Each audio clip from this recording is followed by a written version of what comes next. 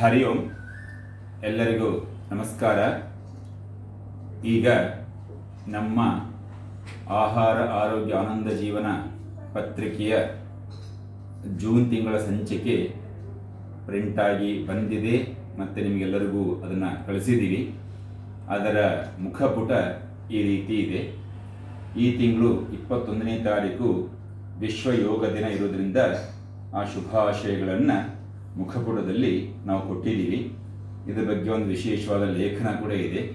So ನೀವು ಹೇಗೆ ಅಂದಿನ ದಿನ ಯೋಗ ಮಾಡಬೇಕು, ಯಾವ್ಯಾವುದನ್ನು ಮಾಡಬೇಕು ಅನ್ನೋ ವಿಚಾರವಾಗಿ ಇದೆ. ನೀವು ಪುಟ ತೆಗೆದಂತೆ ಇಲ್ಲಿ ತಿಂಗಳ ವಿಶೇಷ ಮತ್ತು ನಮ್ಮ ಯೋಗ ಪುಸ್ತಕ ಅದನ್ನು ನೀವು ಉಡುಗೊರೆಯಾಗಿ ನಿಮ್ಮ ನೆಂಟರಿಷ್ಟರಿಗೆ ಕೊಡಿ ಅನ್ನೋ ವಿಚಾರವಾಗಿ ತಿಳಿಸಿದ್ದೀವಿ. ನಂತರ ಒಳಗೆ ಏನಿದೆ ಅನ್ನೋದ್ರ ಬಗ್ಗೆ ಒಂದು ಪರಿವಿಡಿ ಇದೆ. ನಂತರ ಪುಟ ತೆರೆದಂತೆ ನಿಮ್ಮೊಡನಿಂದು ಅನ್ನೋ ವಿಚಾರವಾಗಿ ಯೋಗದ ವಿಚಾರವಾಗಿ ಬರೆದಿದ್ದೀವಿ. ಅದನ್ನು ಓದಿಕೊಳ್ಳಿ. ನಂತರ 12ನೇ ವಿಶ್ವ ಯೋಗ ದಿನ 21/6/2026. ಸೊ ಅದರ ಬಗ್ಗೆ ಒಂದು ಪುಟ ಏನು ಮಾಡಬೇಕಂತ ಬರೆದಿದ್ದೀವಿ. ಮತ್ತು ನಂತರ ಡೀಟೇಲ್ಸ್ ಚಿತ್ರ ಸಮೇತ ನಾವು ನಿಮಗೆ ಕೊಟ್ಟಿದ್ದೀವಿ. ಅದನ್ನು ನೋಡಿಕೊಂಡು ಯೋಗ ಮಾಡಿ, ನಿಮ್ಮ ತರಗತಿಗಳಲ್ಲಿ ಮಾಡಿ ಅಥವಾ ಮನೆಯಲ್ಲೇ ಮಾಡಿ ಅನ್ನೋದು ಒಂದು ಯೋಗಾಸನ ಮತ್ತು ಪ್ರಾಣಾಯಾಮದ ಬಗ್ಗೆ ಕೊಟ್ಟಿದ್ದೀವಿ. ಅದೊಂದು 10 ಪೇಜು ಇದೆ. 10 ಪೇಜಲ್ಲ, ಒಂದು 7 ಪೇಜ್ ಇದೆ ಅದು. ಸೊ ಅದಾದ ಮೇಲೆ ವಿಶೇಷವಾಗಿ ಒಂದು ಲೇಖನ ಕೊಟ್ಟಿದ್ದೀವಿ. 60, 70, 80, 90 ಮತ್ತು 100. ಸೊ ಈ ವಯಸ್ಸಲ್ಲಿ ಯಾವ ರೀತಿ ನಮ್ಮ ಮನಸ್ಥಿತಿ ಇರಬೇಕು ಅನ್ನೋ ವಿಚಾರವು ತುಂಬ ಸುಂದರವಾಗಿ ಆ ಒಂದು ಲೇಖನ ವಿಶೇಷವಾಗಿ ಮೂಡಿ ಬಂದಿದೆ. ಅದನ್ನು ಓದಿ ನೀವು ನಿಜವಾಗಲೂ ಲಾಭಾನ್ವಿತರಾಗ್ತೀರಿ ಅಂತ ನಾನು ಅಂದ್ಕೊಳ್ತೀನಿ. ಮತ್ತು ನಮ್ಮ ಆನ್ಲೈನ್ ಯೋಗ ಮತ್ತು ಪ್ರಕೃತಿ ಚಿಕಿತ್ಸಾ ತರಗತಿಗಳು ಪ್ರಾರಂಭ ಆಗಿದೆ. ನಿಮಗೆಲ್ಲ ಗೊತ್ತಿದೆ, ಪುಸ್ತಕ ನೀವು ಓದಿರ್ತೀರಿ, ನೋಡಿರ್ತೀರಿ.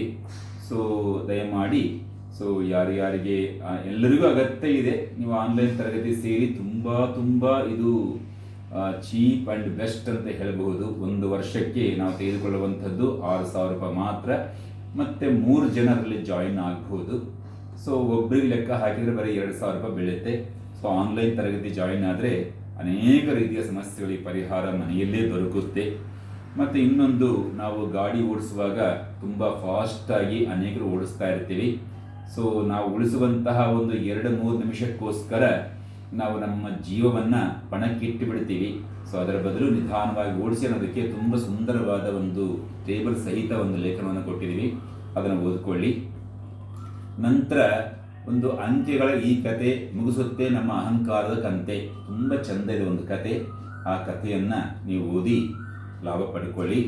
ಮತ್ತು ಮನೆಗೆ ನ್ಯಾಚುರೋಪತಿ ಅದರಲ್ಲಿ ಏನು ಐಟಮ್ ಸಿಗುತ್ತೆ ಅನ್ನೋದ್ರ ಬಗ್ಗೆ ಒಂದು ಅರ್ಧ ಪುಟದಲ್ಲಿ ಕೊಟ್ಟಿದ್ದೀವಿ. ಅದನ್ನು ನೋಡ್ಕೊಳ್ಳಿ.